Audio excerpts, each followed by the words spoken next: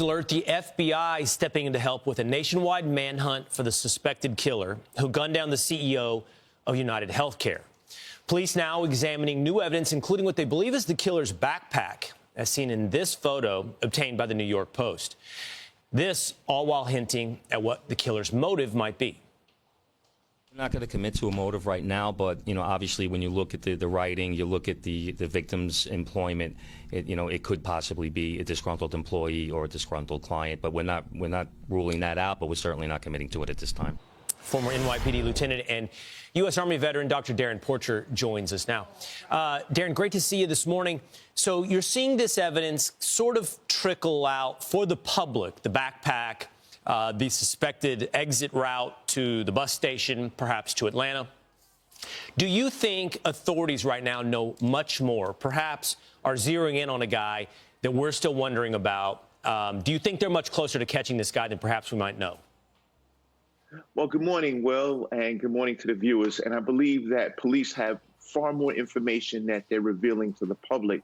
I think that when we look at this backpack, for example, based on the puffiness, it's clear that it's populated with items. And what's going to happen is the NYPD is going to transport that backpack to their crime scene lab in Jamaica, Queens, to conduct a forensic investigation on the items that are contained in that bag, because those items can be germane in establishing an ID for who the individual in question would be.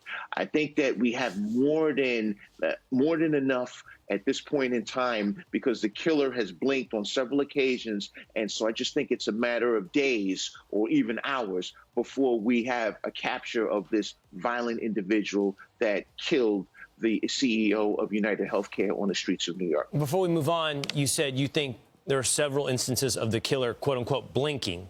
By blinking, I assume you mean making some mistakes in this entire process that would help law enforcement.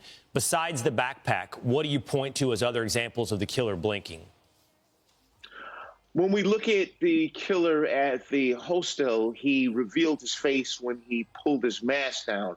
And how that's important is you're able to triangulate the eyes, the nose, and the mouth for facial recognition. And that's going to be significant in trying to establish who this individual is, and also presenting this information to the public, because now we have a chance of a friend or someone else that would have saw this video, or I should say still photo, and say, wow, I know that it's this person. Therefore, they'll call police to assist in trying to apprehend this individual.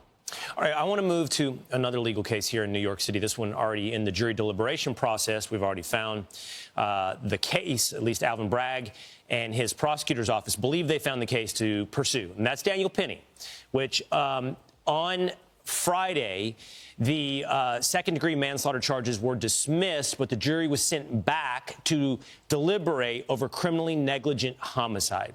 Setting aside the process of the judge pushing the jury to find a verdict on one of these charges, do you think they have there what it takes to come back with a guilty verdict on the standard of criminally negligent homicide?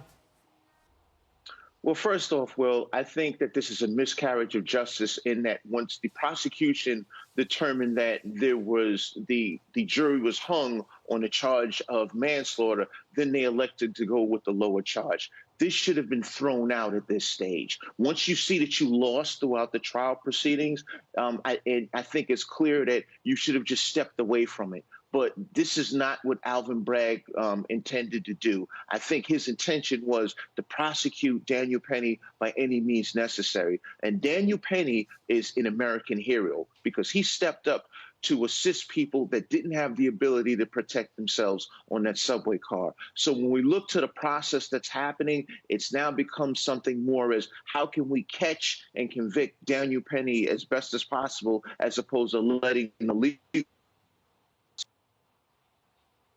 I think we lost a connection there a little bit with Dr. Darrin Porcher, but we got much of the information we hope to get with him this morning. We appreciate Dr. Darrin.